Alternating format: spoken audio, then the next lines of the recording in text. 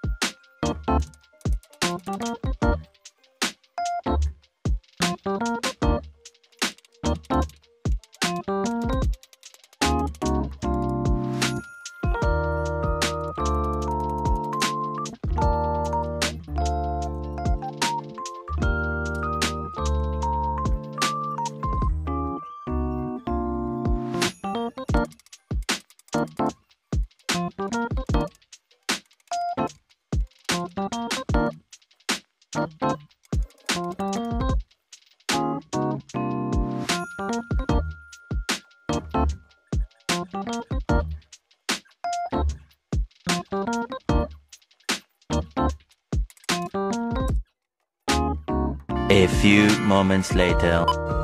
Ayun o mga kalapatids, so mabilis ang gawa lang nitong box perch natin. Ayan, sakto-sakto to dun sa mini plier loop natin. Ayan, nakagawa tayo. So isang gilid lang to, kulang pa tayo ng kahoy para dun sa kabila. Pero baka yung mga matitinong plastic B-perch na lang muna ilalagay natin dun. Ay ano natin dito. But ito, nakagawa tayo ng 10 butas. Ayan, 10 butas. Tapos pwede pa dito sa taas. Ayan. So hindi pa natin ito ngayon ikakabit, siguro sa mga susunod na araw dahil baka ano pa natin to, masilihan, ay pinturahan o kaya varnishan. So syempre magtatanggal pa rin tayo ng perch dun sa taas. Ayun lang mga kalapatids, abangan na lang natin. Mas komportable na sila dyan.